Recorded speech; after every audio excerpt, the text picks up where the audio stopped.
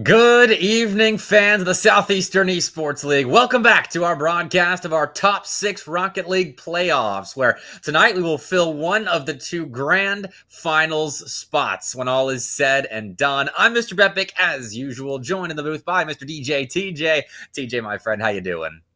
I'm doing great. I'm surprised you say as usual, because nothing about this time of year is usual by any means. It is SEL playoffs. We are down to our top 6 teams in the spring, and there's a whole lot of LAN storylines as well. There is. I mean, most of the teams that are still alive are more than likely, we discussed this on State of the SEL last night, receiving invites to LAN just based on the teams that I've heard aren't going. Of course, nothing is official until invites are sent out and teams officially tell Fred or myself yes or no, but more than likely, we will see the majority of the teams still left here on LAN. So, Cumberland and Bruton Parker here in the winners' finals are fighting for seeding and fighting, most importantly, I think right now, for that CECC spot. Because, as you all know, winner of the spring split in the SEL, both Rocket League and Valorant, get a spot at the CECC May Madness LAN. And TJ, I don't know about you, but I feel like the team that comes out of this winners bracket final is going to get that spot, because we see bracket resets so few times in SEL playoff history. I mean, I'm willing to hold out very distant hope that maybe things get extremely entertaining towards the end, but now that the SEL has taken that next step up and included many varsity high-level programs, you talk about your Cumberlands, your Bruton Parkers, your Kennesaws, your James Madisons, you could even throw Bruton Parker Academy in that conversation. Now that standard of, oh, they're going to mess up when the lights are the brightest, we are way past that narrative being useful now. So for Cumberland especially, I know that they're looking to do what they always do. They show up, they win, they walk out. And that's what they did in Tennessee just about a week ago. They are the Voland champions of 2025, so that's another fun narrative to talk about. And Bruton Parker, a big roster move with Cass coming in. Also, I don't believe they've ever been to a CECC before. So a lot on the line for both these teams. And talking about that Voland experience from Cumberland, they won that LAN without dropping a single game. And then if you look at their SEL season so far and the, I think, 11 or 12 series that they've played, they have only dropped 4 total games. And most of those were at the start of the season. Cumberland are flawless in playoffs, mostly flawless in winners circle. I think their one loss is to UT Dallas, who took a game off of them. And I mean, outside of that, Cumberland looked like the best team in the SEL. And we know now as well that it's been confirmed they are taking the SEL CECC spot. So there's no hope of, if we get to the grand finals and still lose to Cumberland, we may still get that CECC spot. No, you have to beat Cumberland more than likely twice here. I mean, for Bruton Parker, it's a task that they have struggled with all year. They played Cumberland way back in tier assignment, and it was, I want to say, if my memory serves me correct, it was a 3-0 then, too. I mean, even if it wasn't the 3-0, it definitely didn't go to Game 5. So for Bruton Parker, they have maybe been able to find slight moments against Cumberland, slight inconveniences for Cumberland, but this is a varsity program, a top 8 school in the nation in Rocky League, and they're going to showcase that right here in upper finals. I mean, even before this Cumberland school had actual RLCS cusp players in this trio, they were still made to win. They still made deep runs in SEL semesters, and now they've upgraded players, and they are looking poised to nab a grand finals spot unless the reigning fall split champs have something to say about that. And Bruton Parker was the first real varsity program to come into the SEL and start dominating, and I'm not too sure that they want to let up on that title so soon, but they are under the gun early on and have conceded 32 seconds in. Nightya scoring first after Polar is able to do what he's done, I think, in his entire RLCS and SEL career. It's just be quicker, be more mechanical, be smarter than every other player on the pitch. Had a shot he could have taken, doesn't force it, drops it down to Nightya, shots placed beautifully. Cass's shot is blocked as well. And Manny just missed right there, which is notable at the moment because of how the Bruton Parker versus Florida series started off last week, as Cass misses again with the first 2 games, including so many missed opportunities for the Barons. A lot of whiffs in defense, a lot of passes that were lackluster, easily intercepted, and BPC looked bad those first 2 games. And don't get me wrong, Florida earned their game wins, but once BPC flipped that switch and actually cleaned up the uncharacteristic mistakes, that's when they reverse swept the Gators. And so to see Bruton Parker starting out slow here, it's a point of concern because I'm not sure they're going to just get to flip the switch again and come back from a 2-0 deficit against Cumberland. Can't miss major chances like that 2-man attack from Antics and Manny. That's a duo that you've been able to rely on for years over in South Georgia. But in the meantime, they're struggling. And next, the former Freestyle puts a little bit of emphasis on this dunk. I mean, the soft tap from Polar to get that to Nex, and Nex does the rest. Dunks Manny perfectly. And you can see his car language there at the end of the play. He's going after the dunk. He's playing off to the side where Manny's going to hit it. And that is maybe one of the best dunks of the season. I don't know how Nex read that perfectly and still kissed the bar and got that goal to go. It's 2 for Cumberland, and the Phoenix seem to be rolling.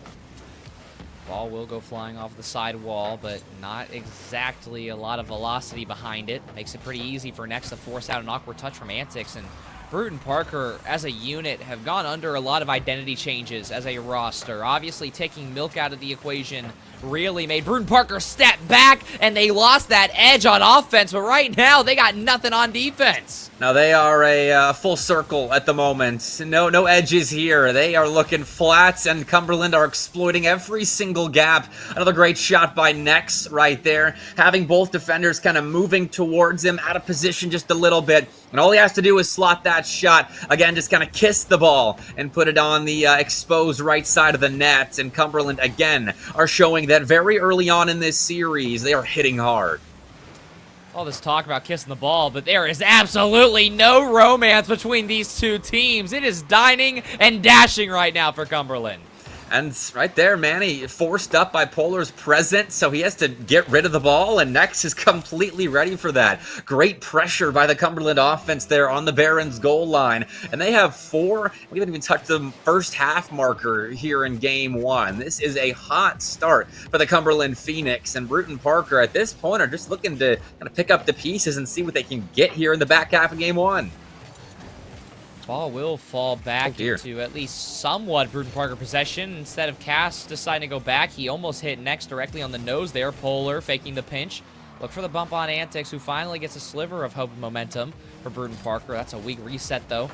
Even 50. Manny a rush touch. Ball goes off of the sidewall and down. And awkward for both teams. Another shot is forced. A crazy play from Naya. Another one from Next. Top left corner. Cumberland hitting the clips. Nex has 4 in 3 minutes. He is averaging more goals per game here than we've had minutes per game in this series so far. Absurd beginning for him. And again, it's off the back of dimes from his teammate as well as some beautiful solo plays. But that redirection to set Nex up right there is so impressive coming from that Cumberland back line. And they are pulling 0 punches here against BPC so far. What a game 1 start. And the Barons, again, like I said, are trying to pick up the pieces now, see what they can put together at the end of this first game. But so far, it's nothing more than just a couple of shots on target that are easily saved away. For the time being, again, we get at least a somewhat decent Bruton Parker chance, but will be denied for now. Antics, a 50 that had some potential, but Cass's 50 as well. Both players from Bruton Parker being met. Next, already up quickly. Naya's there for a fake. Will go under. Tapping. Polar faking. Bruton Parker are just getting victimized right now. 60% field domination for Cumberland, 11 shots on targets, and read after read on that Bruton Parker goal line that is going the Phoenix's way. It's another beautiful little hesitation or playing of where the Bruton Parker player is aiming with the ball, and Cumberland are finding so many scores off the back of plays like that. Now, man, he's awkward and was nearly dunked again by Nex into conceding a 7th goal, but BPC do find a stop and an open net. So it's 6-1, and that's the bright side for you. Cumberland fighting maybe a little hard for an extra clip here and there, but now the Brazil possibility will be the next objective. Just kind of letting that one come through. I believe almost every player was pre-jumped for part of that play, so a little bit of trolling at the hands of Cumberland, which for those of you who have gotten the chance to meet Nex and Polar, this is a very fun bunch, not only to watch, but also just to be around, and they're having a blast right now. Well, if you have fun watching good offensive Rocket League, then I'm sure you're enjoying this Cumberland performance. Another beautiful pass out of Polar. That's his 4th assist of the game. Has, I think, more points, actually, than Nex, who has 5 goals in this game. So that tells you a lot about what Cumberland's doing on the pitch at the moment. And with 60 seconds left, well, this game was actually over a while before that. But we are close to the end of game 1, and that is the best news Bruton Parker's heard in 4 minutes.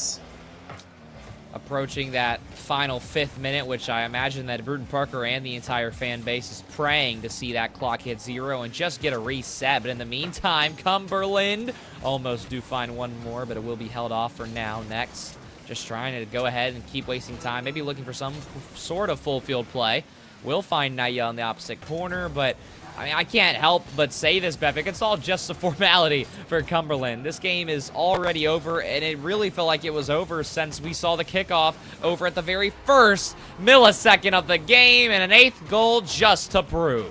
I mean, the first 30 seconds included nothing but Cumberland offense, and the sequence finished with them scoring the opener. So I think I agree that since the opening kickoff, this has been a Phoenix-dominated game. Unbelievable. Game 1 here. This is the second best team in the SCL, mind you, in Bruton Parker, and Cumberland have made them look like we're watching maybe a tier assignment game, where an unfortunate, probably tier 3 roster has had to play a tier 1 team. And I mean, I think it'll get better. I think Bruton Parker will settle in here to the speed of Cumberland, but my word, that was a dominant start for the Phoenix. It's all about being competitive. It's all about being prepared. And Cumberland, as a school, we're talking about the same group of 3 players who sat out on CRL Open 1, decided to team for RLCS, made a top 16 as a unit, and then proceeded to clutch up in the next 3 CRL Opens to gather their spot in the Spring National Championship. This is not just any Varsity Rocket League program. This is one of the Varsity Rocket League programs. And Bruton Parker, a program who, in their early days, about 2 years ago, had that title, were able to contend for top places, both in this league, if they would have joined around then, but also in general across the nation. But ever since then, the scene has continued to change, and so has Bruton Parker, but even with Cass being subbed in, there's no adaptation here. Well, the times have changed, and hopefully Bruton Parker could change a bit with them. When they played in Winner's Circle, it was all 3 one-goal games in the Cumberland sweep there. So now I'm wondering what was different in that series. Was Cumberland less locked in? And here, now this is the Winners Finals. They are coming into this series with a lot of focus. But, I mean, Bruton Parker is still a top 25 collegiate Rocket League team, and they typically do hover around that point in the colleague rankings. And while Cumberland is certainly a top 8 roster, the gap isn't that big, but Game 1 certainly has made it appear that large. And already, Cumberland are scoring first. Next on the board here, 8 seconds in, paints a dire tale for the Barons. Well, a lot just happened in a row here. First of all, Bruton Parker kickoff strat was completely bobbled and not prepared, and it almost resulted in a goal. And then all 3 members of Bruton Parker gathered boost, returned to the back line, and then again, just no communication. So this time, another Cumberland early start, and also another Bruton Parker kickoff strategy. It did work in their favor originally, but now here comes a chance. Ball will go across, but falls into Nightya's hood for now, and Bruton Parker is diving like maniacs here. And diving without much contact. Manny misses right there. Now Cass is alone for the moment in defense, and he still can't get 4 wheels underneath him. It's another miss in defense for Bruton Parker, and this is still the uncharacteristic BPC that we saw in the early goings of their series last week against Florida that let the Gators into that series. And so far, we've only spent maybe 5 seconds in that Cumberland end here in the first minute of Game 2, and BBC only concede the 1, and they do break out, so maybe they can find their footing here on Forbidden Temple, but it has to come off the back of saves like that and follow-up blocks like what Antics just found. So BBC solidify a bit, but it has to keep going. You mentioned at the very end of Game 1 that Bruton Parker can actually adjust to the speed of Cumberland. And I would almost argue that there's times where it's the anti-speed of Cumberland. It is the smarter, the more tactical plays on top of their mechanical quickness that gives them all these advantages. And here, Bruton Parker, you can tell after giving up that first goal off a kickoff, is able to at least find some better chances. And they are also starving the side of Cumberland decently well. That's a very awkward play in the middle of their net, but still not finding that final touch just yet. Antics, backboard, Cass is up, Cass goes right. Bruton Parker once again finding chances, but nothing final yet. And I'm glad you made that point, because as soon as I said that Bruton Parker had to catch up to the speed of Cumberland, I kind of regretted it. That's just kind of a stereotypical thing that casters say when a team is looking better, and I fell prey to it, because Cumberland has looked very methodical, except right there. That was awkward from Polar, and Nightya was trying to react to it. So Bruton Parker do find an equalizer off the back of an open net, as they do, at the very least, punish that Cumberland mistake rather quickly and find at least 1 goal back here. 3 straight Bruton Parker kickoff strategies. That lost confidence from Game 1 seems to be a distant memory, as now Cumberland are the ones being tested. Now, as I say that, still a lot that could change, like maybe Antics finding a goal right here, but Nightya, what a read and what patience from the freshman. That right there, maybe a moment in this game you come back to look towards if Cumberland can actually get back on their high horse against Bruton Parker. But as of right now, they are still low on boost and low on really any sort of shot total either.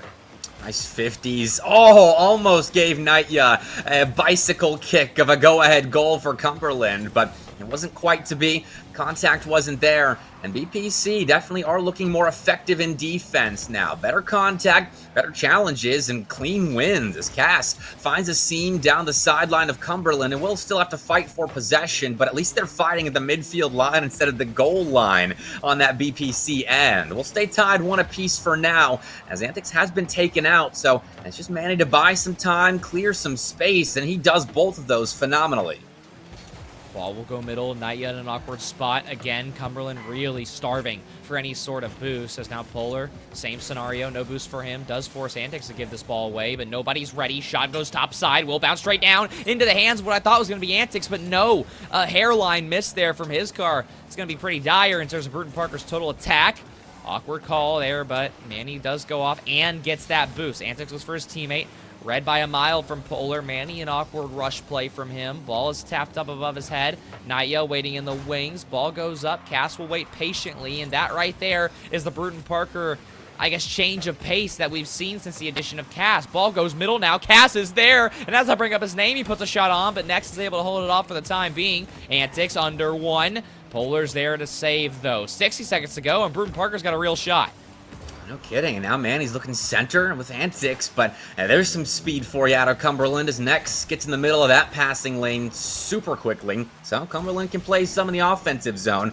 This 1-goal performance here on Forbidden Temple is a far cry from their 8 in Game 1, but double commit on that BPC end could be costly as they can't catch back up to the ball that Yuz just missed. Don Polar still finds a shot stopped by Cass, and Cumberland are establishing themselves in this offensive zone for one last big push in regulation, unless BPC can break out, which hasn't quite happened yet.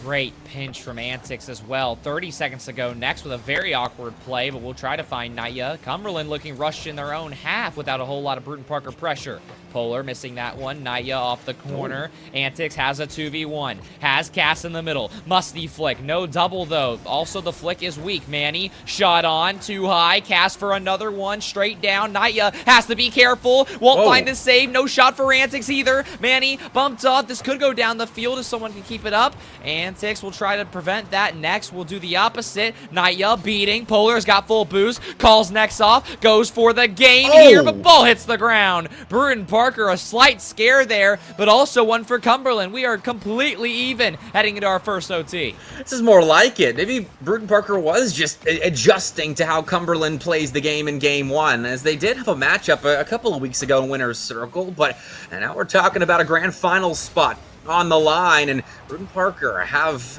I think, well and truly made us forget about the -7 goal deficit of Game 1, but they still need this game win, which another save on their back line will keep them humming on Forbidden Temple. They need this second goal sooner rather than later. Try again, but are stopped by Nex in the Cumberland defense, who find a little bit of space in offense, but back off, wait for that ball at the midfield line as Naya fields it, and we'll take a 50-50 at that midfield zone still, setting up teammates slowly but surely as Cumberland force their way into that BPC end.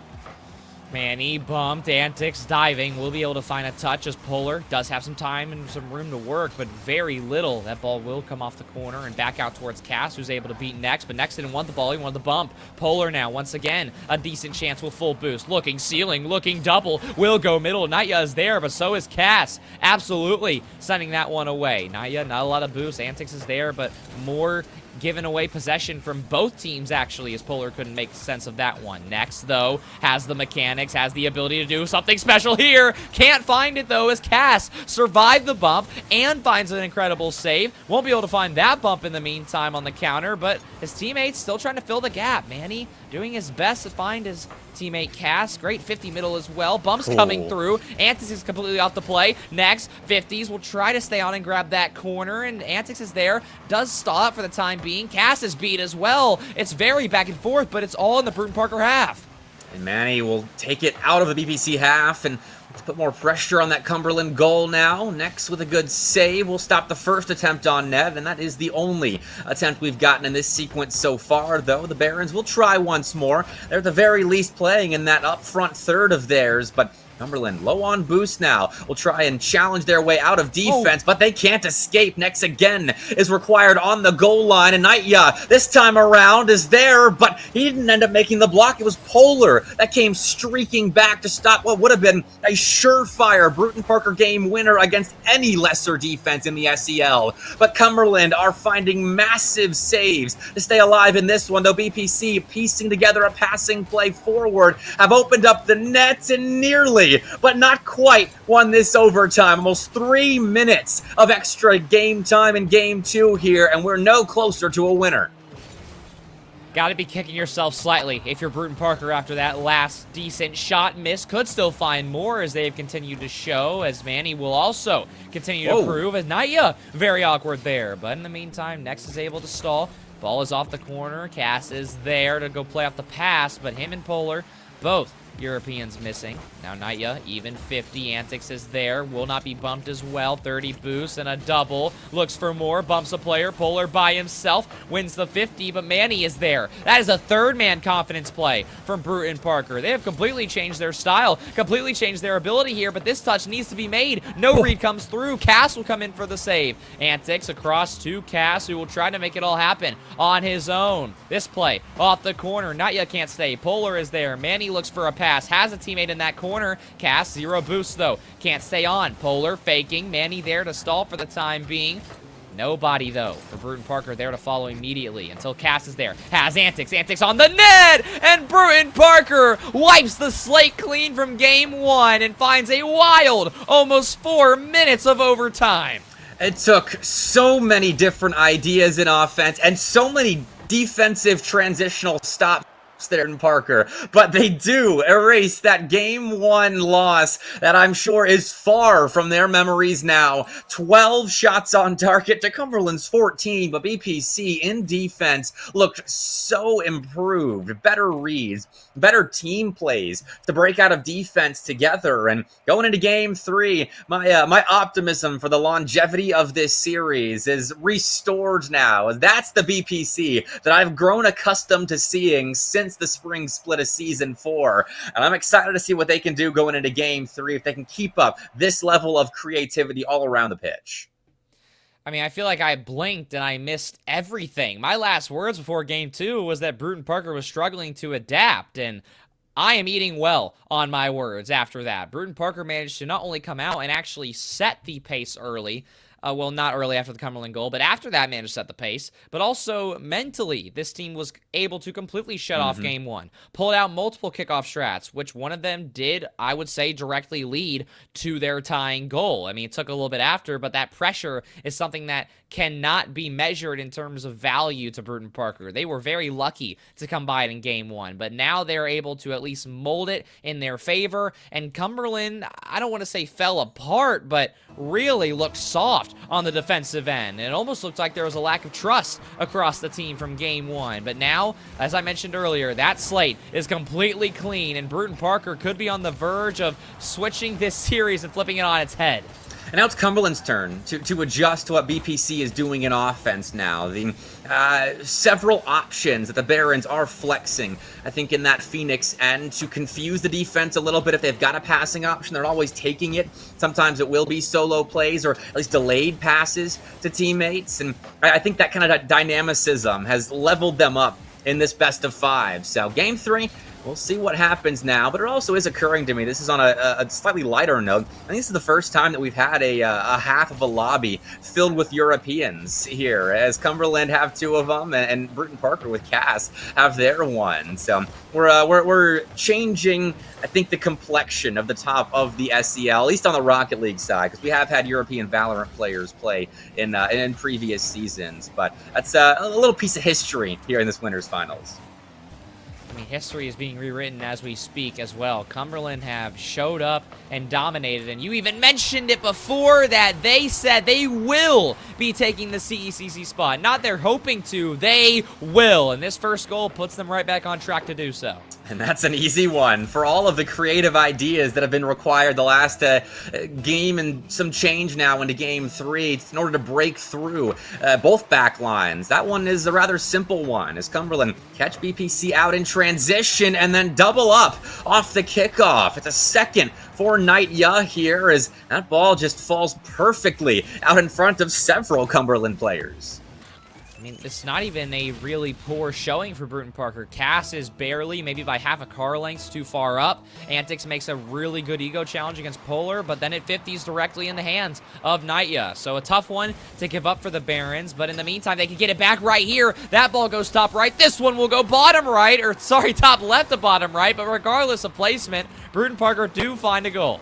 And here it was just a pretty much solo play with 2 players upfield causing havoc on that Cumberland end. It's not just 2-1 moves upfield for Bruton Parker or just a solo play with 2 players behind them. It's now, I don't even know what you would call that. 2 are up fronts looking for demos, and you've got Antics on the ball, a safe pair of hands, and that confuses Cumberland enough to open up that small little gap to hit. But this is where BPC are going to make their bread in this series. They need to make stops in transition. They did so well on Forbidden Temple, but let things slip on DFH. It's a great first touch from Next, and I don't think Manny was prepared for the power coming off of that Fennec at all. It's a touch that, regardless, you still have to make, and Next with the immediate punish. Well, a 2-goal lead for Cumberland. I wouldn't call safe just yet, but it certainly has to feel better than any game state that they saw on Forbidden Temple. But Bruton Parker have already taken away half of this lead. A quick hit downfield comes off the back of another physical play on that Cumberland goal line. Bruton Parker and demos, something that must be a really big shocker to the average SEL fan, but it was missing in game 1. Now we've seen it slowly make its return, and I think Bruton Parker have just simply taken the let's make Cumberland a little angry. Let's confuse them a little bit. Let's maybe make them try and make some major adjustments. But in the meantime, Cumberland are doing exactly that. Polar almost finds a solo adjustment of his own to put that ball in, and even though they did just give up that goal, they are still very comfortably in the lead. Well, I mean, I don't know if I can say comfortably just yet. Bruton Parker still with a very nice chance to come back, but in the meantime, they've got to survive on defense first. Well, certainly relatively speaking, compared to game 1, this is not comfortable at all for Cumberland, as things have changed since then, but a couple of close shaves have gotten them close to putting a 4th goal in and grabbing that 2-goal lead back, but cast downfield now has a little bit of room, but nothing in the resource department, so he's forced to concede possession back to the Phoenix of Cumberland, and Night Young on the backboard can take his time with this one. Just drops that ball in front of Polar, who didn't have a good lane on it, so he elects to play the resource game, rotate back, and set up a Cumberland defense with plenty of boost to work with.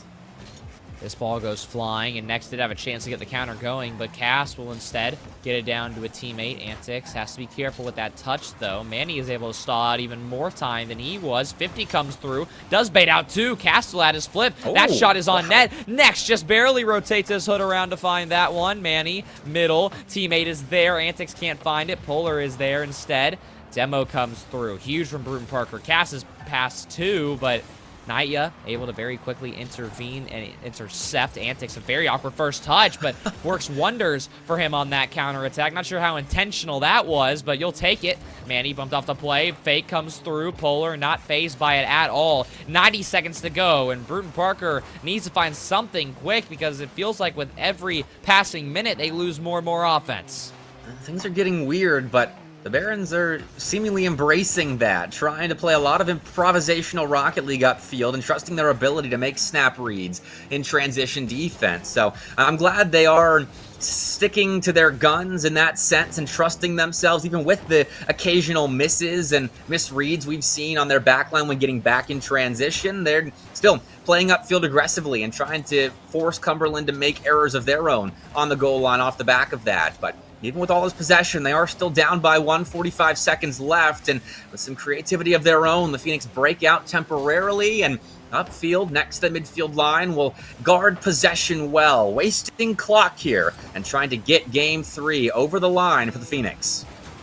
Cass and Manny both there looking to take some fakes and some bumps, but now it's Next 1v1. Very powerful reset, a very powerful stance in the hands of Antics. They're able to make that one somehow go off the bar and out. 15 seconds left to go. Next will try to find some time to beat this player. Antics is there to cover for Cass, though. Manny up, bumped, bumping. Naya back into it. Shot will still go on, and it can't be saved. Nobody from Bruton Parker reacts quick enough, and that right there is almost certainly the dagger.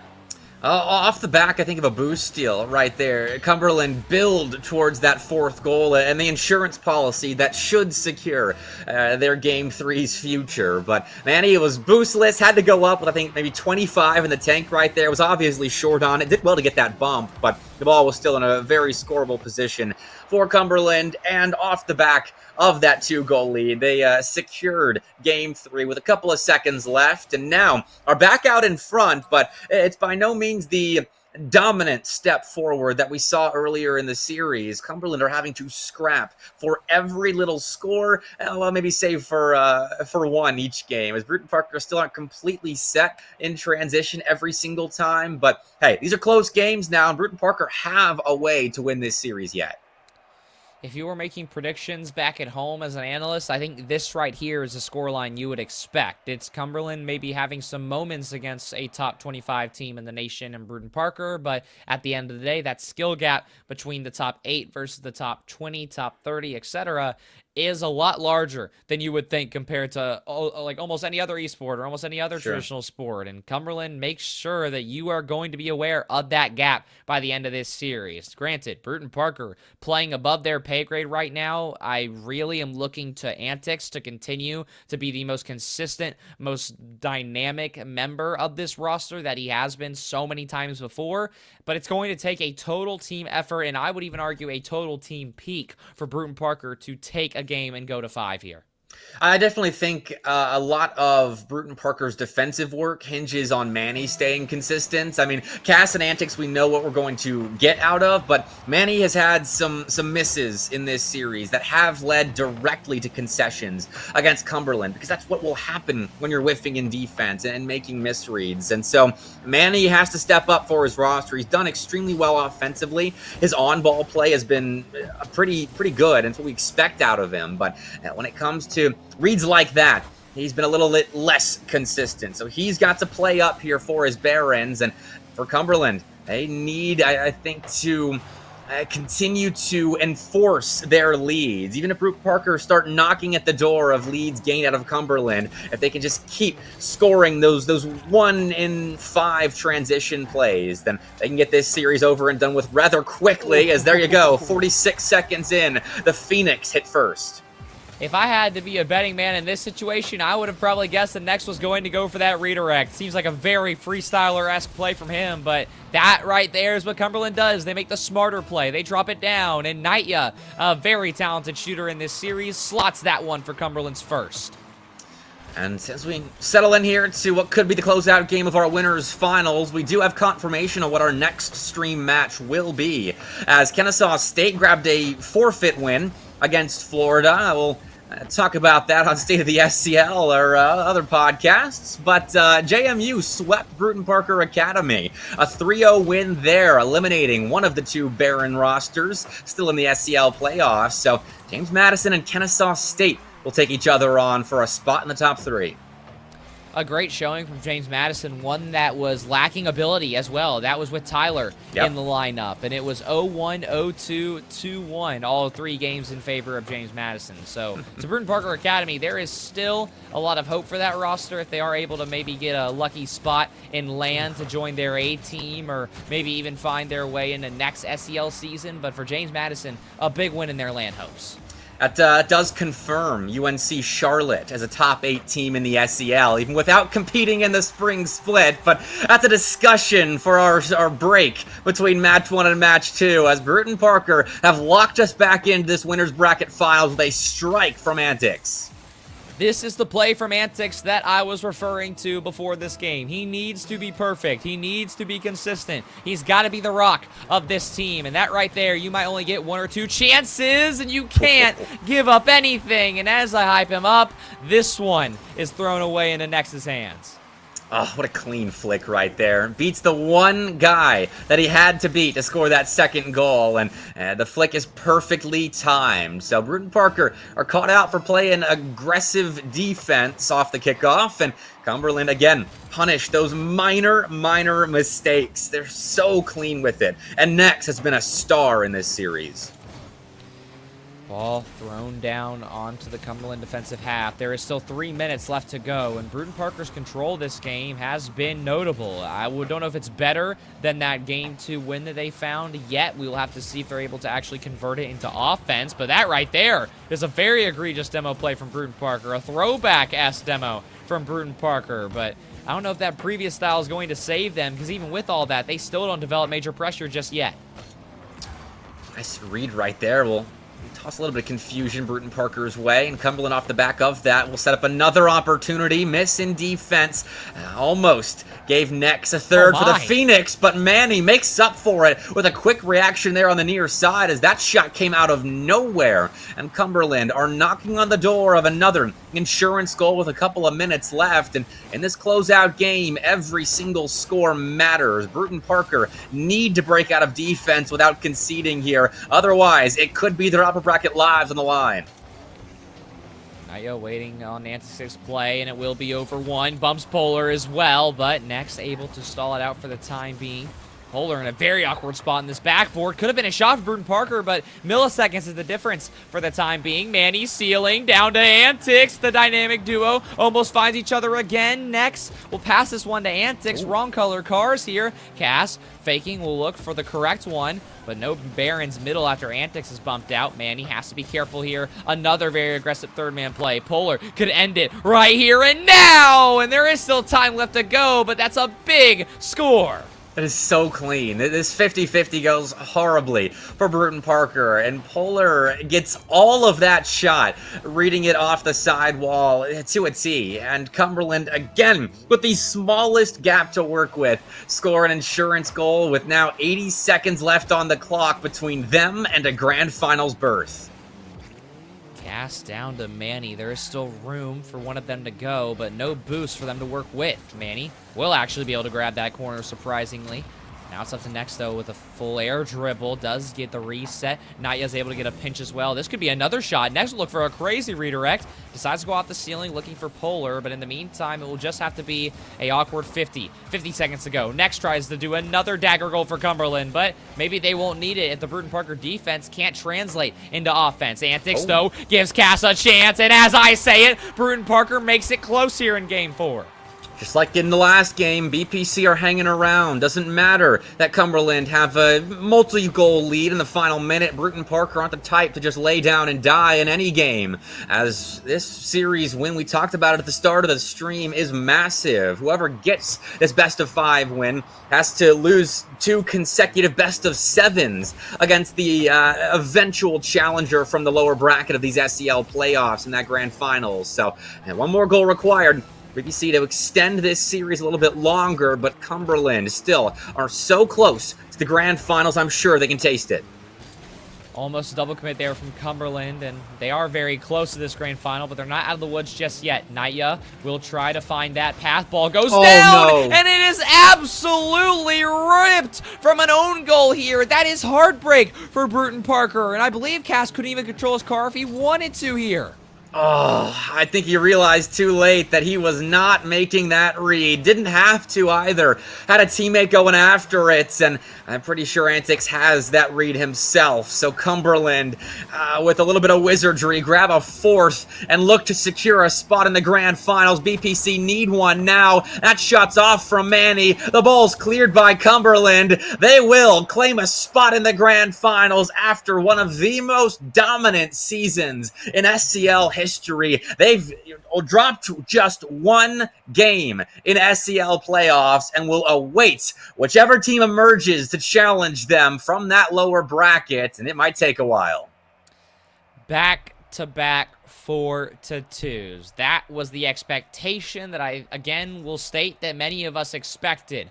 Bruton Parker had chances, but they get overzealous here. They miss a ball here, and all it takes at this level of Rocket League is one critical error, and it can ruin a game, it can ruin a play, and it can ruin a series. And Bruton Parker just started off too poorly to make this series extremely interesting, but luckily for them, at least it was a 3-1. There's a lot to learn, but for Cumberland, you are now just one more step closer to going to Texas, guaranteed. And Cumberland have secured 40 points in the land standings as well. Florida has, well, I suppose if they don't go to land, given Cumberland that second seed going into the postseason land, as Bruton Parker won't be caught regardless of what happens in the lower bracket. But Cumberland have 40 in just the spring split alone. They have gone on such an impressive run after this team came to Cumberland to win, and win they have. So they'll wait on the lower bracket finals that it's happening next week. But I believe Polar promised us an interview, TJ, if Cumberland got the win, and when they did. So we'll see what he has to say about it when he joins us in the booth. I can only imagine what's going to be said. If I had to put a prediction on it, I would say that he's going to mention that that series was messy from the jump, and then obviously they were able to clinch it towards the end there. But that is honestly what I would say is the Bruton Parker way. They found great opportunities to make Cumberland awkward, to make them uncomfortable, and that's where Bruton Parker has strived. I mean, this is a team that unironically was, I believe, one best of 5 away from making a top 8 in CRL in both the fall and the spring. They find their upsets in that fashion, and Cumberland, a team that if maybe you asked me if this series would have happened in August or maybe even in the spring context, like January, if they would have been upset, maybe I'd agree with you, but we are way too late in the season and things are way too consistent for them. But Polar joins us in the booth here, Bepic. All right, so well, we've got one of our grand finalists at the Southeastern Esports League Rocket League side. Polar, can you hear me? How you doing? Doing well. Thank you for asking. You guys, you drop a game right there, your first game loss of the postseason, but you secured the win in fairly confident fashion. What was that series like for you? I mean, that's the second best team in the SCL. You guys just took down the reigning fall champions. Talk me through your winners finals.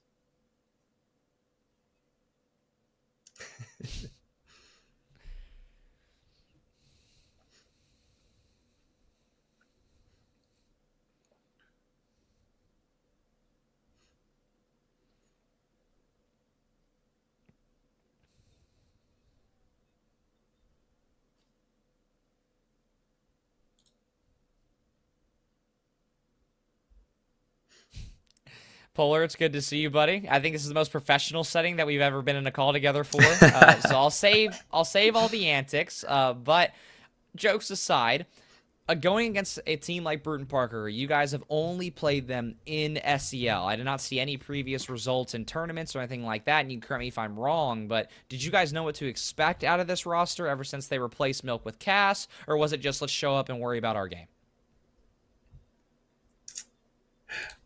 All right, hold on. I have to interrupt you.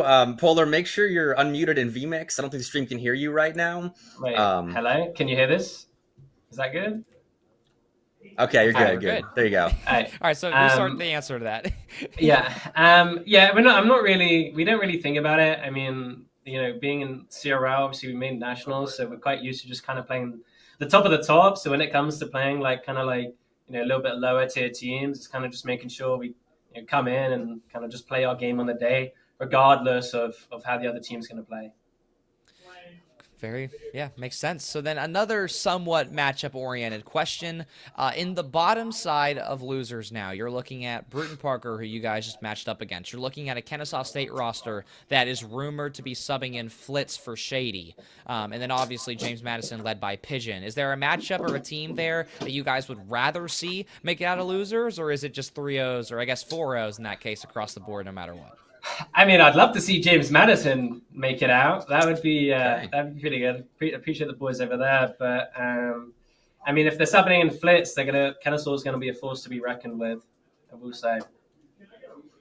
All right. I mean, either way, you get an entertaining grand finals out of it. And I mean, I want to talk more about the overarching spring semester. You guys came together at Cumberland. You're playing RLCS together, at least for the first splits. And you found a high degree of success in CRL as well this spring semester. What's it been like coming together with these guys and doing a lot of winning in both CRL and RLCS?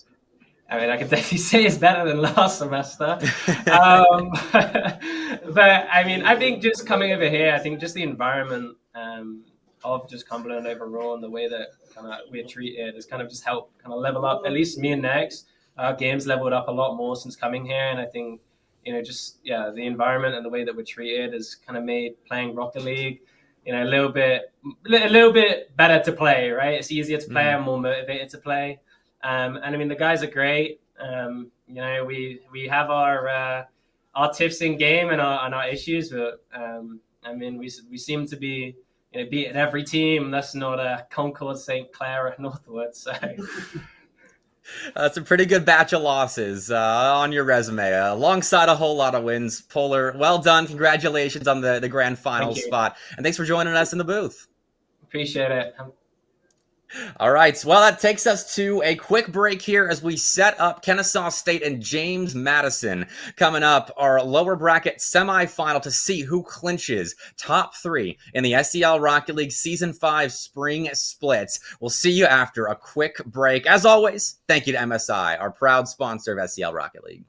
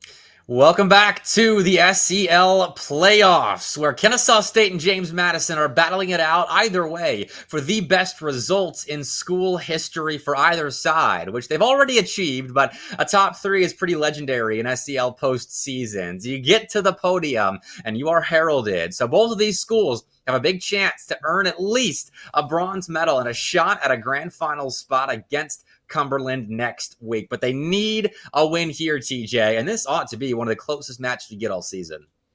One of the other interesting points as well is that Florida had forfeited the previous match. Yeah. So Kennesaw State have been really doing nothing in terms of scrimming or getting prepared for this matchup because they had no choice. Meanwhile, James Madison had a very great close series against Bruton Parker Academy, one of the biggest sleeper teams in SEL history. I don't mind dying on that point. But now they have to go against not just KSU. It is KSU with the addition of Flitz, of all people. And this is one of their biggest tests of their entire season, and the brights could not be brighter here in loser semis. This is the first time we get to see Flitz on the mainstream. Actually, Kennesaw State on the mainstream, I think, all season. And so we're going to see just how this roster looks. This is the trio playing at CECC, a spot they earned through the Peach Belt Conference in the fall semester of play. And for James Madison, that CECC spot is a big reason why they wanted to play so badly in the spring semester. So I know they want it too. And they won Orlando this past weekend, the Coastal Clash, held by Gen G. So they've been looking good recently as well, even with Tyler in the roster, coming up from the JMU B team this semester and filling in like he's been starting this entire SEL season. I mean, with players of that skill level, with obviously Flitz being a rank X level player on the KSU side, and Tyler being an extremely talented offensive player over for JMU, not just this season, but in his entire career over there, both of them have given immediate value to their squads. But James Madison have rarely been pushed to the test against teams of this nature, of this level, and of this level of really chaos that Kennesaw State tends to bring. This is a roster that, even with Curry instead of Dillon when they were in CRL, had their fair share of ups and downs and didn't find any major news headlines, and that's also because they didn't even play in a lot of the CRL Open. So there's a lot for them to not only prove to themselves and their own program, but to the general CRL voting public. Meanwhile, James Madison had been on a tear as of recent, winning the Coastal Clash that was sponsored by Gen G, held in the DMV area, and they looked really good in that event, have been to multiple lands this year, and so have Kennesaw, but at that point, you're picking at straws at achievements. Dillon right there made a great save, and he is one of the players that I'm keeping my eye on in this series. I'm pretty sure of what I'm going to get out of Flitz, out of Pigeon, out of Gad, the more consistent players, I think, in the lobby, TNT as well. I can't leave him out, but Dillon has been a weaker spot on that Kennesaw State backline at times this season, but right there, he was on points initially. Here he can't get back to the ball, and Pigeon strikes. TNT barely holds that right trigger a little too much and over pursues the ball there, but also a very delayed reaction due to a great shot from Pigeon. We'd make the point about X factors in the SEL across every single team, and it's Pigeon versus Flitz, I would almost say for certain. Well, this is a quick response here. Flitz gets a little bit of room as Pigeon fake challenges and then hits the brakes a little bit too hard as Flitz made him second guess himself off kickoff. So Kennesaw State have their answer back, and 2 minutes in, we're off and rolling. Gad, quick demo, and you made the point earlier saying that you know what to expect out of everybody but Dillon. I might make a counterpoint and say that Gad and Dillon, or potentially Tyler and Dillon, could be a great dynamic to watch on how they can contribute in the midfield to their teams. I mean, Dillon being a rank B level player, that was something that I did not call him in Tennessee, so I will make sure I correct it this time around. He really gets to do what he wants in this Kennesaw offense. I mean, Flitz and TNT can fill every living role. They have great RLCS experience with many different types of players. And in the meantime, for JMU, there's so much new with this rotation and the Dukes in general, ever since the addition of Pigeon and the moving of Tyler down to the B team. But regardless, those four players, I mean, Ability, Gad, Tyler, and obviously Pigeon have all had their fair share of success in the SCL. We also have to remember that Tyler managed to make that JMU B team, I believe, 7-0 in group stage this season. They had a good run themselves, and we're looking like a threat in the last chance qualifier too. So it's no surprise, I think, that Tyler steps up from that roster. And in the on-stream match that we watched of theirs against UT Dallas, he scored the majority of goals for that JMU roster. They had 8 total in their 3-0 sweep. He scored half of them. So definitely a player to watch here, as Dylan is just off target with a potential go-ahead goal shot with 90 seconds left. And now it's James Madison in defense that we're asking questions of, as Kennesaw State push forward, and the Owls are forced back as an awkward touch off of TNT's vehicle makes them work a bit more on their goal line. Flitz reset, a little bit more room to work, finds an extra touch and a 50, but it is very well placed away by Pigeon. Now Gad bumping Dylan out of the way. Tyler beating TNT. Flitz 0 boost now has to give this ball away. Not a lot of possession from either team in the back half of this game, and maybe a little too much respect being given out at this point of the season. And both these teams, I can justify that type of play. You're fighting for a top 3 spot. Both of these teams are trying to do everything they can to not only guarantee LAN, but also move their way up the seeding as well. You do not want to play teams like Bruton Parker or Cumberland in your very first round at LAN, and they're very aware of that, regardless of who has been at least playing more confident in the first 4 minutes of this game. But now, with 30 seconds to go, things are starting to finally pick up. Tyler can make the change himself right here, beating Flitz. Gad, shot on net. It's very light, though, and now Flitz gets his chance for a counter. Redirect on the backboard. Pigeon, great first touch. Does win the 50 temporarily. Tyler there to cover it up. 10 seconds left. Maybe a last-second chance for Pigeon and Tyler is given away. Kennesaw's got a great counter here if TNT wants it. 19 boost. Used it all for the reset. Backboard into the hands of Pigeon. Will we be getting a game 1 overtime? Double flip reset from Pigeon. Says you betcha. Unless there's a chance here. Flitz, will he decide to end it? Will go wall to TNT, who does have Dylan middle. Passes there. Bump attempt is also there. Gad hits it away.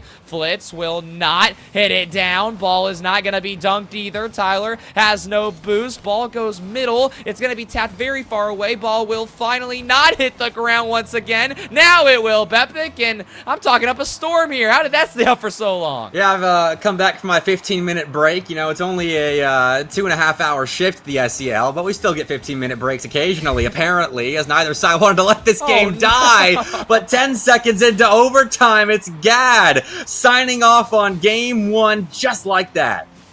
Man, all that for this goal? A great 50 from Pigeon, don't get me wrong, but very uncharacteristic from Kennesaw State to look that disorganized on their back line. And in a, I won't say shocking fashion, but in a weird turn of events, James Madison grabs game 1.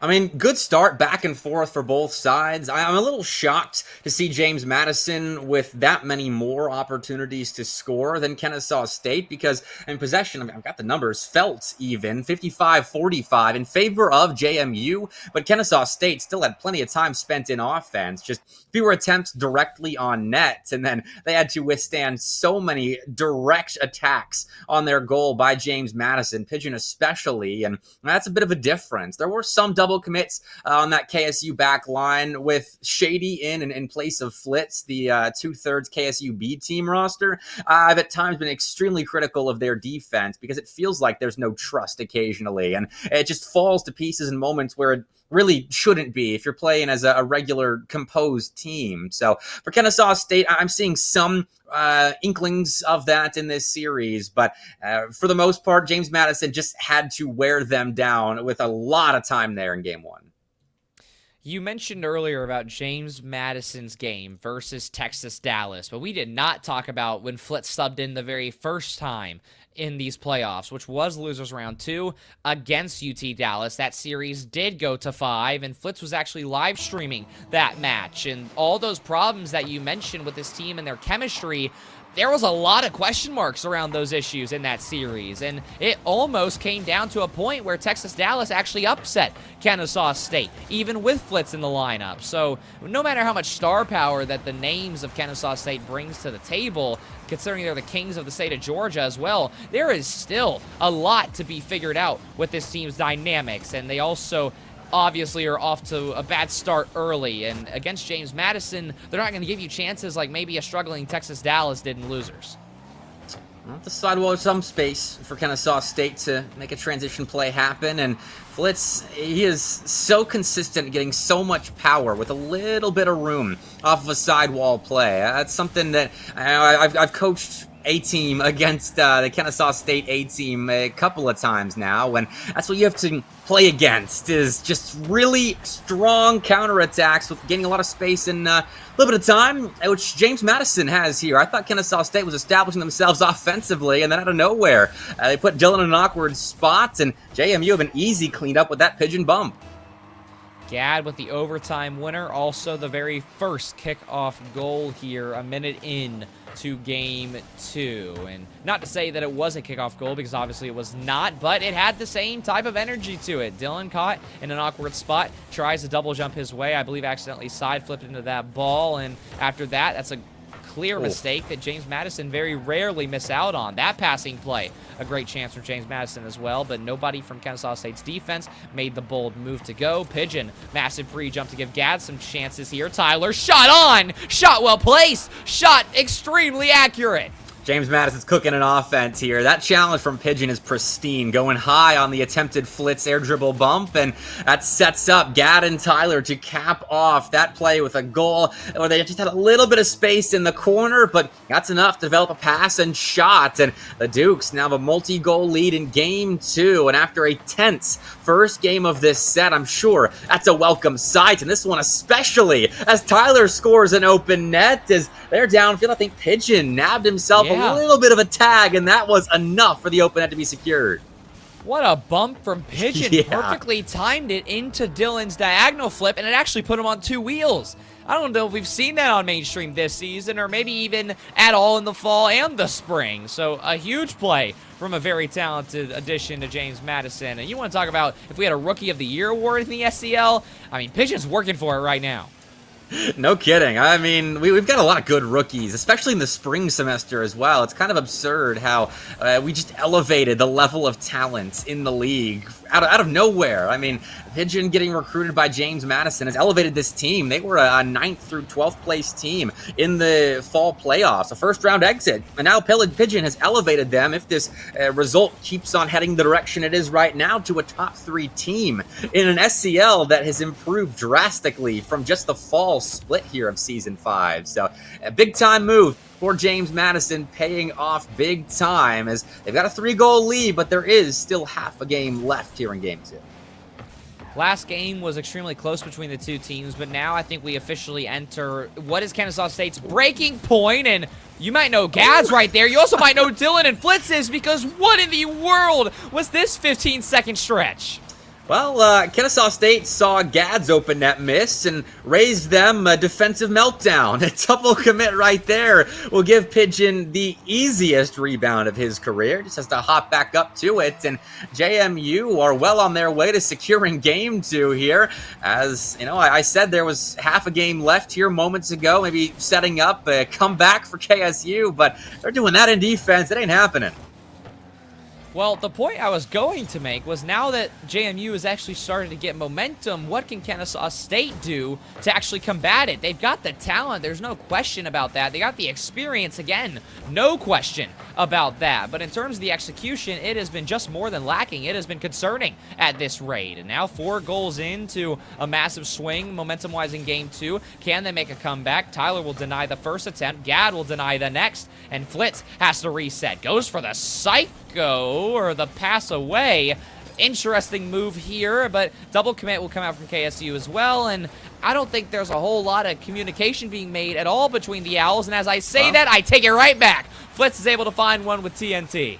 I mean, knowing how long these guys have played together, they probably didn't have to calm that this was a potential play, as Flitz, I'm sure, saw TNT off the sidewall, and with the space that JMU were conceding there in the infield, I mean, that is a golden opportunity for Kennesaw State, and Plan A works out just fine. 90 seconds left, and I'm not saying it's going to be a comeback just yet, but at the very least is a spark that could become a flame. A minute 20 left, and that spark will need a whole lot of ignition of your choice into something happening. And how about Flitz himself? 2 goals already, and still a lot of time to make something happen. Well, it's the first score to lighter fluid at the very least. Nice dunk, and Flitz makes the second happen himself. So we're halfway there for the Owls. But for James Madison, I mean, you think about the flip side of the positivity that a comeback would give Kennesaw State. To lose a 4-goal lead in a match of this caliber would be horrendous for the Dukes, who have looked so good up until maybe a slight dip here. But hey, they get right back on the front foot and put a decent attempt on net, though Kennesaw State find a stop and a clear that is answered by Gad. I made this point over on our little podcast episode. I said that James Madison's ice has been a point of contention, a point of concern for this roster in almost every major tournament, every major LAN, up until Coastal Clash most recently. And so I hope for all of the fans in chat, which I'm sure is almost all of Gad's family, that they are able to see the JMU roster clutch up here in Game 2. And with 30 seconds to go in the demo, it looks pretty likely Pigeon will be able to score this, but Kennesaw State also could have had a counter. TNT isn't able to find anything. Dylan, a rush touch as well, or a rush non-touch as well. Backboard play was in order, but Pigeon, a beautiful first touch and a great reset as well, also finds the dunk. He is single-handedly stalling out Kennesaw State.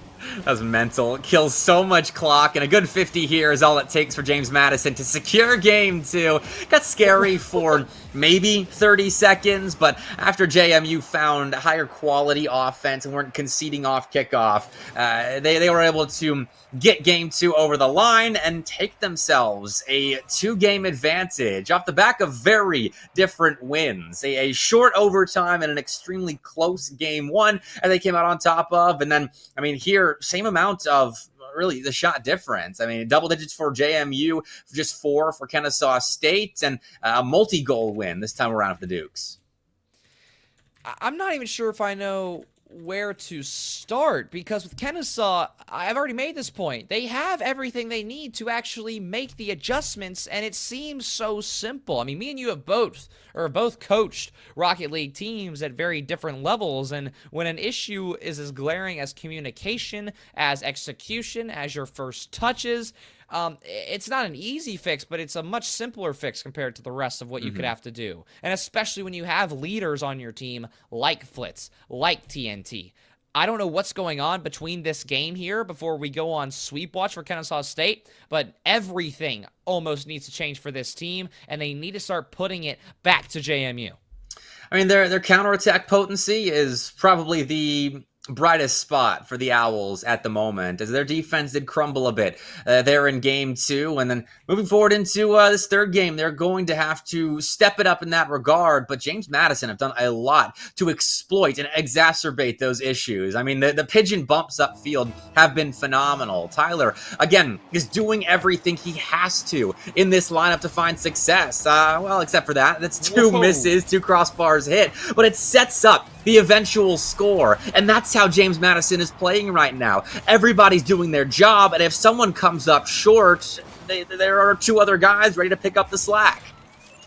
And again, it is a confusing double commit from Kennesaw State. Flitz was first man there. Dylan, I think, could have maybe gotten to that ball quicker, but regardless, neither player was able to make time for it there. And James Madison gets a freebie in an elimination game. A good beat by Gad before sacrificing his life, but Kennesaw State now have space, and this is the bright spot for them. Their counterattack game, as Pigeon dunks Flitz right there, and Dylan can't quite catch up to that 50-50, so JMU out-challenge their way to some more time in offense, some time on the ball for Pigeon. That sets up some space for Gad, who can't quite put that ball, I'm sure, where he wanted it. Had a defender and low boost to contend with, but still, even with that, James Madison hold on to possession and are still looking in a decent spot for a second as Pigeon starts freestyling. Tyler, a very powerful shot. Gad has a chance, goes bottom corner, but is denied by TNT. Dylan has a chance here. A great first touch, falls under the ball. No reset, no bump. So that opportunity falls away. And now Flitz will get his stab at it. Gets a reset. Saves it. Goes for a musty, but the power's lacking. Dylan now top side. Gad reads it easily. Pigeon. Middle. Tyler's there. Does find a 50, but not a lot of boost to go to work. Does beat Flitz, at least at the time. of the ball, and I'm very confused watching what TNT is doing. Dangerously positioned in the midfield there. Dylan jumps in the middle of the play. TNT down to Flitz. Flitz maybe was going to try and tap to Dylan or maybe go for the bump, but regardless, it is not found by either member of the Owls roster. And now a minute 30 in, another opportunity for KSU falls away. TNT's got boost and a little bit of room in the air. We'll get the ball past the first man who was hovering, but not Tyler, who stops ball and, well, maybe could have found a stop as well if Kennesaw State don't up the ante there in the corner. Look at this dunk from TNT, and he just confuses that James Madison defense. Flitz forces a miss out of Pigeon and then nails that shot. Impressively done by the Owls. In the previous game, the very somewhat hopeful comeback that we mentioned, it came off of 2 Flitz goals. Now, with KSU on their official back foot here in loser's bracket, something tells me you'll have to come off of Flitz again, but TNT plants his flag in this one with an air dribble bump. The Owls aren't done just yet. TNT steps up this time around as he takes out Pigeon, and once Pigeon's out of the equation, the last 2 goals, that's when the space has opened up to shoot and score past the last man if there is one. 2-1 for Kennesaw. Cheeky 2-0 run at the very least, but there's a lot of time left for both teams to have to stay composed and see if they can't finish the job in Game 3. Dylan falls onto this ball, will find a decent 50, but it falls in the hands of Tyler, who's been a really great shining star for James Madison thus far. Hasn't had to make any crazy plays, but has been consistent and very powerful in his shots and gets a whole lane. How about parting the seas here for Pigeon? I'm watching Gad right now. He steals boost in the corner and then moves to try and take out Flitz. I couldn't tell if he made contact right there or if he was just kind of zoning Flitz off the ball enough to open up that top right corner for Pigeon, but that was all the room that this JMU star needed to score an equalizer. Beautiful counterattack play there by James Madison. Pigeon, reset, make it a double. Nothing able to be found yet. TNT, not a lot of boost, but is able to find Flitz on his own backboard. Flitz, reset. Won't have to use it after a very heavy touch off the wheels. Gad, great first touch off the corner. Does fall a little heavy behind it, though. So now Pigeon has to try and make up for that mistake. Will actually stay on this ball. Has to watch out for both Dylan and TNT. Double commit from the side of KSU, but also JMU finds a double commit. This ball is going to be a chance for Dylan to go middle, but he misses that one. TNT will go middle. Flitz is there. Top bends. It is saved by Gad. Tie game with 2 minutes to go. What an incredible play from the captain. Oh, and Dylan had no boost right there, but that's cut off the play. Now we're going back and forth as both sides have pace and counterattack mode, but Dylan's been taken up by Tyler upfield, so Pigeon can clear this, grab 100 at the midfield line, and softly touch that ball, take a couple of 50-50s, and take out 2 players at Kennesaw State, but that third man does clear the ball with some space, and neither side has secure possession at the moment as we are going coast to coast. It's lightning fast Rocket League at the moment, both sides counterattacking heavily. Dylan, another chance to go, but loses this 50. Flitz now off the sidewall, trying to give KSU a nice composed counterattack, but so far this game has been anything but double commit for them. Dylan has to be careful with this touch. Doesn't get beat. A very smart play from him. Pigeon, awkward, 50, goes high. Somebody needs to step up. TNT is there. Flitz is there as well. Pigeon can't save it, and the dynamic duo continue to dominate. And Flitz is not missing that. It's a great initial stop by James Madison, but the pace on that TNT shot was enough to pry the ball away from grabby defensive hands. And Flitz has a lane to shoot, and he hits his mark. 60 seconds left. Kennesaw State have 1 goal in front, but it's immediately taken away by James Madison and Gadara. I mean, off of a kickoff goal as well. I was never going to expect either one of these teams to be scoring in that nature. But for JMU, it could not have come at a better time. And it's those milliseconds, the hair of the chin of these players, that ball is hit over TNT there. I believe it was actually Dylan who was second man there. But regardless, KSU has to get back on their high horse very quickly because they are still on the verge of their season ending right here and right now. I know Dylan has talked very heavily about him and TNT banding together on the B team to make lands, to travel more, to really experience that side of collegiate Rocket League. And this right here is one of those moments where you've got to earn it. And think back to the A-Team as well, skipping CRL Opens in the fall to play LANs. They want the collegiate experience within CRL, and they will keep their SCL experience, at least in the regular spring split, alive a little bit longer if they can hold on to this lead, gained off the back of an open net with 20 seconds left. 20 seconds to go. James Madison. Can they find more magic in the tank? Pigeon's first touch. Heavy, no bump either. TNT will deny a little bit of the magic dust for now. Flitz and Dylan are both there. No double commit this time around. Bump comes through. Net opens up temporarily. Dylan's touch goes off the corner back to Flitz. Gad has time. Ball will stay up, but Tyler didn't grab that boost in time. We'll get back to it. Pigeon up, ceiling, double commit. Is anybody there? Tyler whiffs on it, and Kennesaw State grabs their first of the series with their backs pressed up against the wall. First game where KSU has had more than 4 shots on target here as they levy on 11 with that James Madison defense, giving up a little bit of possession, a little bit of extra space, but both teams were shooting heavily with how back and forth that game 3 was. So many counterattacks there as both sides would hit hard, readjust for the next possession upfield, and get back in defense quick as well. That was an insane pace we were playing at there for a couple of stretches in game 3. Both sides managed it, and Kennesaw State come out on top of it. I also mentioned earlier who are going to be the 2 biggest variables on both sides of the pitch. Was it going to be Dylan and Gad? Was it going to be Dylan and Tyler? Well, this game, one of the closest games, the closest game we've had this series. I'm going to discount the overtime for the time being. Dylan and Tyler both score just about 200 points, and their teammates are right there at 600 individually. The possession battle and the rotation for both these teams is very 2-man heavy right now, and it's not like the third man's been making the wrong decisions. It is how conservative these teams are playing. There is still a decent amount of mutual respect on the pitch between these two teams, but for James Madison, this has been their problem. You've got to shut that off. You earned those 2 games. You've got to end it here and now, or else you're going to open up a big door for Kennesaw State. It's really about how you slot in if you are the third man out on these rosters. And I think Tyler has played his role the best, but Pigeon here, he knows what his role is. Get up front and make magic happen. 1-0 James Madison with Gad clearing a path and Pigeon finishing the job. Gad turned off almost directly on the goal line. It actually baited TNT into going for the squishy save, and he still saved his boost. That was a great play from Captain Gad himself, and a great save from Tyler here as well. Flitz will try to counter that to a Dylan shot. It is just barely hit away by, I believe it was Tyler, who's rotated back already. Pigeon there to slam this one away. Gad will try to follow suit. Dylan hits it directly into Pigeon. A great read from the mechanical mastermind of James Madison, but nothing at the end of that play. Kennesaw State doing much better in their counterattacks. TNT, a very aggressive first-man rotation for him, staying very involved in that play, is able to make JMU somewhat awkward, but now Dylan gets a chance to go down the pitch. TNT is once again up there. Double commit for JMU, and I can't even tell what I'm seeing from this roster right now. They're giving Kennesaw State a lot of chances, and they are barely hanging on.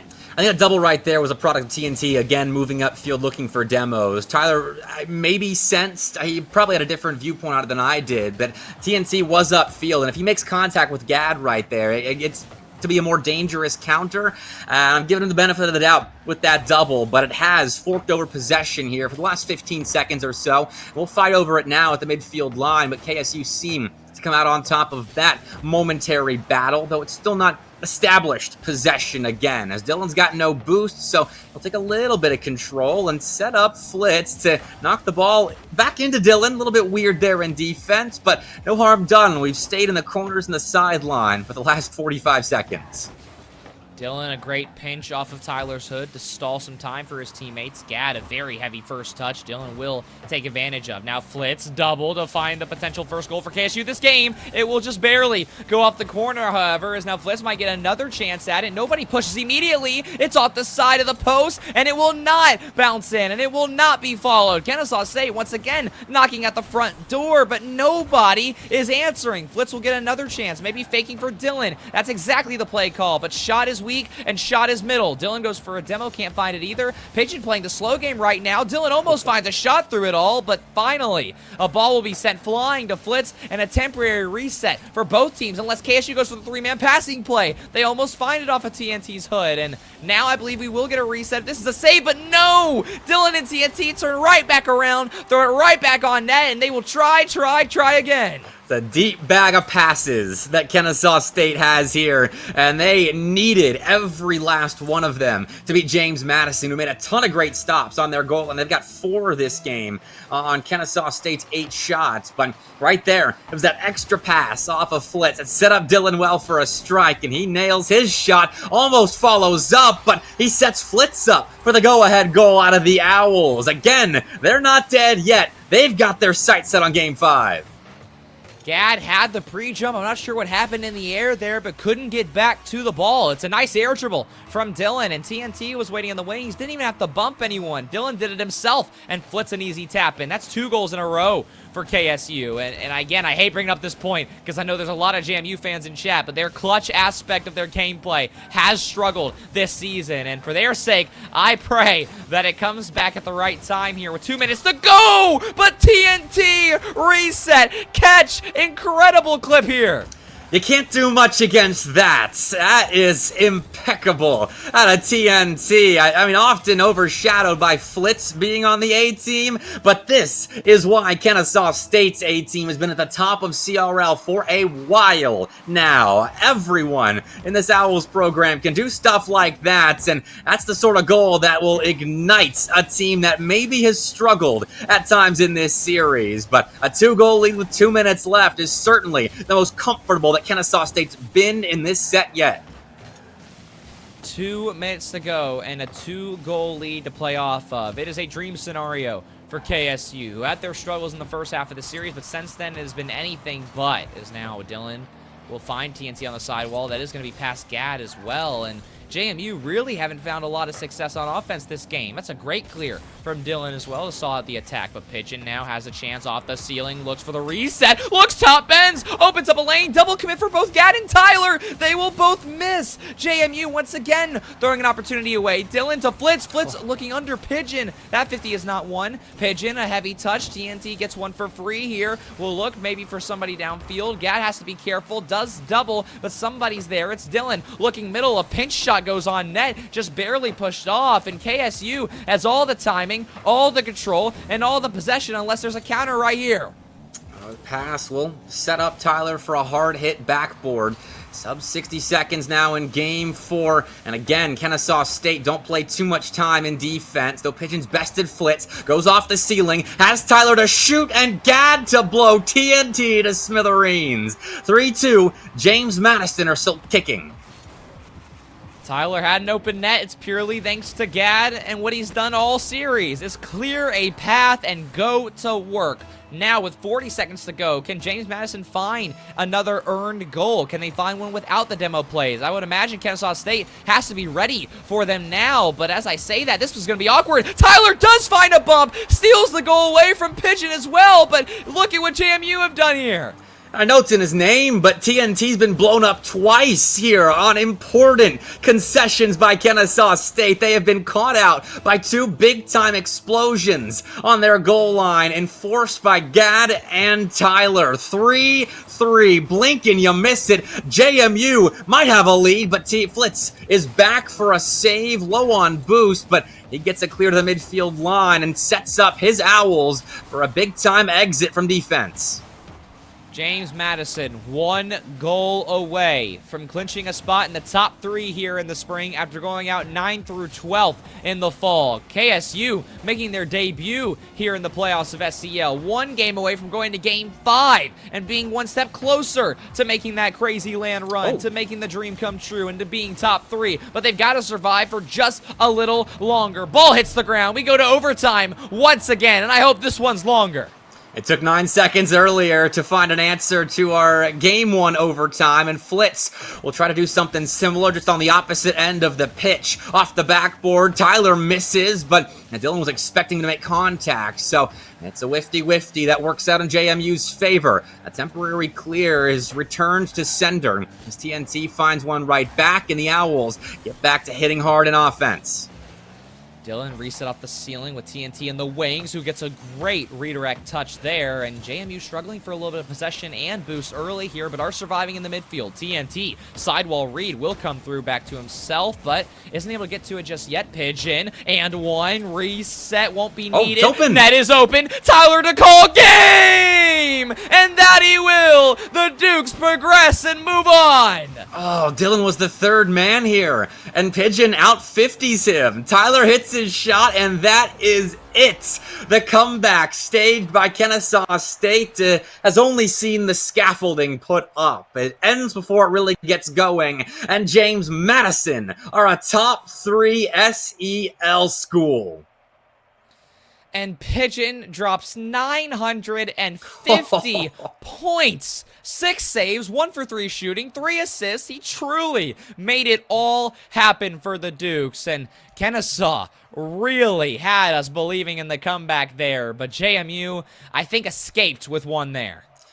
I mean, it's easy to talk about solely Pigeon in this roster, but Gad and Tyler had their moments with big-time demos. They hit their shots when set up well, but man, did Pigeon actually step up when his team needed him the most right there, almost dropping 1,000 points in a closeout game. And there were some bailout moments as well. I think back to a double commit offensively for Gad and Tyler, and Pigeon gets back and makes a backboard save as Kennesaw State has a pretty much open net to shoot on. And those are the moments that Pigeon needed to be perfect in to keep James Madison afloat in that game. And he filled his role nicely. JMU move on, but that entire series was a full team effort out of that trio. Again, Tyler filled his role well, and Gad was as consistent as ever. His demos were so well timed all throughout those 4 games played. It goes both ways with how chaotic the SCL can be and with the bailouts and with the awkward interactions, but one thing that stays consistent, as you mentioned, is the demos. And Gad, somebody who in JMU's history hasn't had to fill that role, normally has been a consistent second or third man, but now with Tyler, who is an offensive threat at all times, with Pigeon, who can handle your entire back line in a 1v3 against almost every team in the SCL, now Gad gets to free up lanes for his 2 offensive masterclass teammates to succeed, and he fills that role beautifully, played it to an absolute T. I mean, it's almost a well-orchestrated play from JMU. Every role was filled beautifully at every living moment, other than maybe a game here and there, but regardless, they escape and get 2 overtime wins in a very close series. Well, I believe we are getting a visit from the JMU captain in Gad here in a moment in the caster booth, as he'll be pulling to talk about the top 3 performance for the SEL spring split out of James Madison. And they have been a hot topic of conversation for a team that doesn't play in the CRL Opens. I mean, this team, with the addition of Pigeon, has been one of the hotter topics of conversations in the CRL landscape. And this guy is a big part of it. Gad, can you hear me? How you feeling? I can hear you. Can you hear me? Can the stream hear me? Yes. Well, okay, cool. I don't know. I didn't want to pull a polar. Well, hopefully they as can. As long as you're not muted on VMix, you should be good. Yeah, I think I'm good. All right. Well, your entire family will let us know if you are not audible on stream right now. But talk us through that series right there. Good start, close games at the beginning, and then Kennesaw State starts working their way back. What happened? What'd you have to do to close them out? I mean, I was hearing you right before you pulled me in. We were facilitating. We were getting the demos. We were playing for each other. We wanted to make sure our comms were really good on defense because we kept double committing a little bit. You know, Flitz is a scary player, so we did start double committing. But yeah, it was mainly just facilitating. You guys did a lot more than facilitating, I must add, and I have to be honest directly to your face here. In the past, JMU in the back half of series have been a wild card team, but you guys have looked very composed and very collected when it mattered here in the last few months. What do you think is attributed to that change, and how you guys have been able to step up to the plate when it matters more as we get to the end of the season? I'm just gonna go with playing the game more. I don't know. Like, yeah, I guess just I've been playing the game a lot more. Diego's always playing. Pigeon, he's always playing. And then because it's land season, Ability and Ty have been playing a lot too. So I'll just go with that. I don't really know. So yeah. Well, so I also must ask this as well. Tyler subs in for the SCL and has looked very talented, has looked very good in this game and in this entire playoffs as he's going to make his way into frame here. So this roster's gone through a lot. You add Pigeon, you had Ability step out, you have Tyler in now. With all of these changes, how does JMU still stay on top? Well, I've been familiar with Tyler's game for a while, right? I played with him last semester and in the summer before last semester as well. So, we just have a lot of playing experience together. It's pretty easy playing with Diego, so there's that. But, I don't know. I think we're just like we have good chem right off the bat, so that's just really it.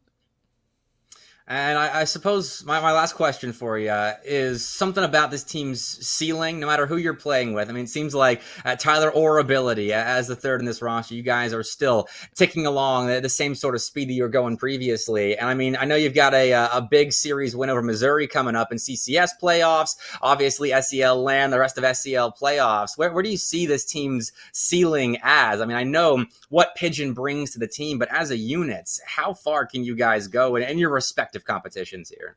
Yeah, I mean, I want to say that like we can get pretty far in the CRL quals, right? I don't know if we'll qualify for the main event, but I think we can get pretty far. I don't think that's like a long shot. But one thing is for sure is we're definitely going to prove everyone wrong, and we're beating Missouri. That's without a doubt.